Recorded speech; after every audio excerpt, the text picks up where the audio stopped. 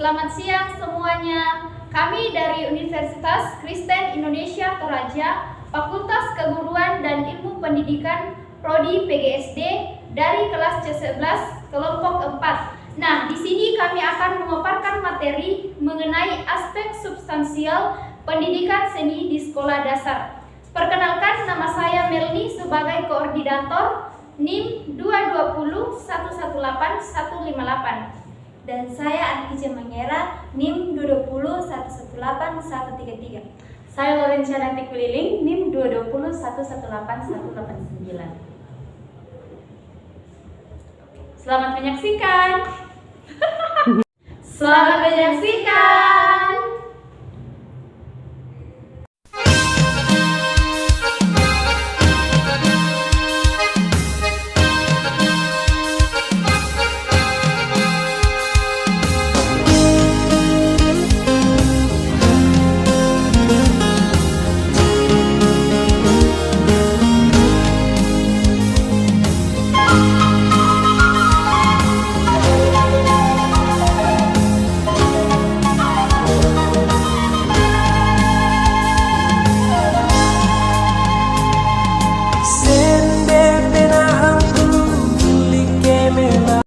Pendidikan seni adalah segala usaha untuk meningkatkan kemampuan kreatif anak didik di dalam mewujudkan kegiatan artistiknya berdasarkan aturan-aturan estetika atau keindahan tertentu.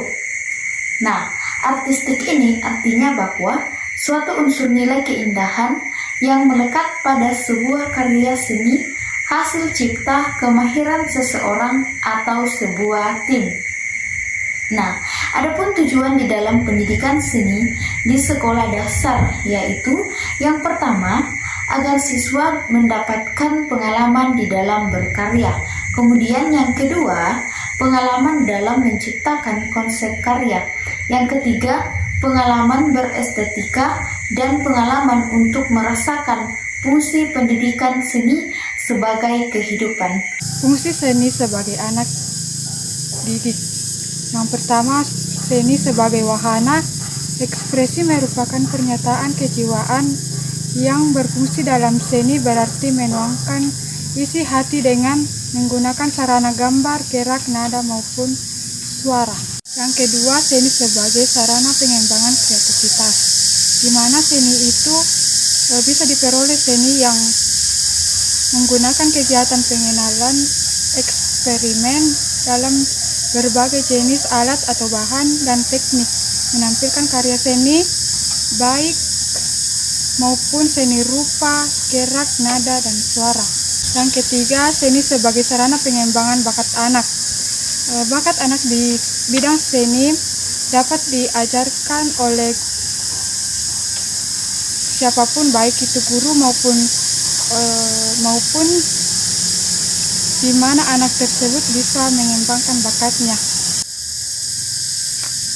Yang keempat, seni sebagai sarana pembinaan keterampilan untuk membantu menyalurkan dorongan ekspresi dalam kreativitas anak. Dibutuhkan suatu keterampilan dasar.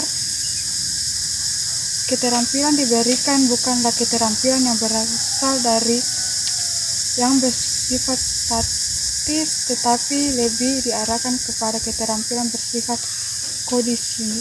kondisional seperti kreatif, produktif, dinamis, dan mampu untuk tumbuh. Yang kelima, sebagai sarana pembentukan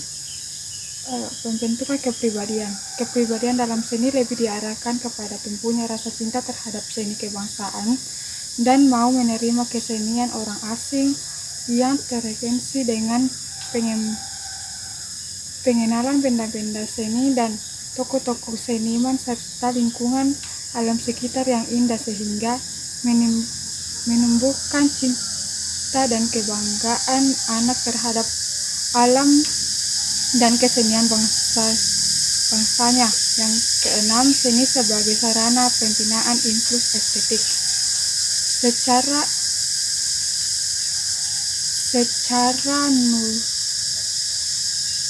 Secara naluri, anak memiliki impuls estetik. Jika naluri ini tidak mendapatkan kesempatan tumbuh dan berkembang sehingga naluri tersebut bisa mati. Di sini saya akan membahas tentang seni sebagai bahasa. Karya seni anak mempunyai jangkauan pikiran yang sangat komprehensif. Cara menyimpulkan ide dan gagasan serta perasaan anak seringkali tidak dimengerti oleh orang dewasa dan tidak direspon secara positif, sehingga anak akan kendor dalam mengembangkan dirinya. Berkarya seni merupakan kebutuhan anak dalam berkomunikasi serta berpikir komprehensif. Contohnya yaitu berkarya seni rupa. Contoh dari berkarya seni rupa yaitu menggambar, melukis, dan mewarnai. Dari karya seni rupa, ungkapan perasaan dan gagasan ini akan mengajak anak untuk mengeluarkan pendapat, berhayal, berimajinasi, bermain, belajar, memahami bentuk yang ada di sekitar anak, merasakan kegembiraan, kesedihan, dan rasa keagamaan. Berikutnya, seni membantu pertumbuhan mental. Usia anak sekitar 7-8 tahun, antara kelas 1, 2, dan 3, merupakan usia perkembangan penalaran perasaan dan pikiran anak. Yang kedua, pertumbuhan badan fisik anak lebih cepat dari perkembangan pikiran. Ketidakseimbangan perkembangan anak tersebut berpengaruh terhadap perkembangan. Misalnya, fungsi nalar berkembang lebih cepat dari ekspresi. Dalam pandangan psikologi humanistik, perkembangan anak dipengaruhi oleh faktor lingkungan atau behavioral, seperti teman di sekelilingnya, guru kelas, ataupun orang tua, dan faktor internal. Teori psikoanalisis menjelaskan bahwa faktor internal sebagai modal awal, seperti pikiran dan perasaan. Biasanya kedua faktor ini berjalan saling mempengaruhi secara berimbang. Misalnya, fisik, intelektual, emosional, dan interpersonal, serta interaksi antara semua faktor yang mempengaruhi motivasi belajar. Psikoanalisis menyatakan bahwa dalam jiwa manusia berkembang kognisi, afeksi, dan psikomotorik. Misalnya, di dalam seni tari mengalami kesulitan bentuk gerak tubuh. Ketika olah tubuh anak diminta untuk menirukan beberapa gerakan, menambah dan mempraktekkan gerakan, tapi ada anak yang merasa kesulitan dalam mengikuti instruksi atau menggerakkan badannya, kurang percaya diri. Padahal gerakan tersebut semestinya mempunyai jangkauan imajinatif bagi anak. Seni membantu pertumbuhan mental. Usia anak sekitar 7-8 tahun, antara kelas 1 dan 2, merupakan usia perkembangan penalaran anak, pikiran dan perasaan anak. Pikiran dan perasaan anak juga mulai berkembang memisah. Pertumbuhan badan atau fisik anak lebih cepat dari perkembangan pikiran. Ketidakseimbangan perkembangan anak tersebut berpengaruh terhadap perkembangan. Misalnya, fungsi nalar perkembangan lebih cepat dari ekspresi. Dalam pandangan psikologi humanistik, perkembangan anak dipengaruhi oleh faktor lingkungan atau behavioral, seperti teman di sekelilingnya, guru kelas, ataupun orang tua, dan faktor internal. Teori psikoanalisis menjelaskan bahwa faktor internal sebagai modal awal seperti pikiran dan perasaan.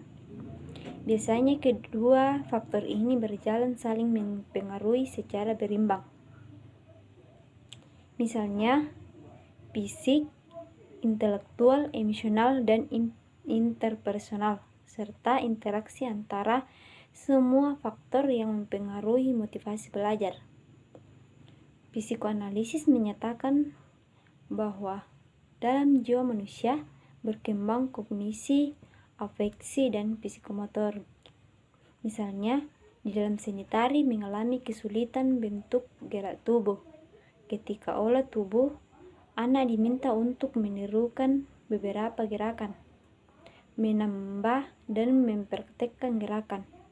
Tapi ada anak yang merasa kesulitan dalam mengikuti instruksi atau menggerakkan badannya atau kurang percaya diri. Padahal gerakan tersebut semestinya mempunyai jangkauan imajinatif bagi anak. Seni sebagai media bermain. Bermain merupakan bentuk ekspresi bebas paling jelas ada pada anak-anak dan sesuatu yang paling murni, di mana sifatnya itu bersifat spontan dan timbul dengan sendirinya. Sama seperti pada gambar di samping ini. Nah, di dalam dunia anak-anak, bermain merupakan modal yang kuat untuk melatih pikiran, perasaan, dan imajinasi. Nah, yang pertama dari segi pikiran, coba perhatikan gambar di samping ini. Dapat dikembangkan dengan kegiatan-kegiatan konstruktif ke arah keahlian. Nah, kemudian yang kedua dalam segi perasaan, seperti pada gambar di samping ini. Pada segi perasaan dapat dikembangkan dengan cara latihan-latihan penjiwaan seperti drama. Yang ketiga, dari segi intuisi.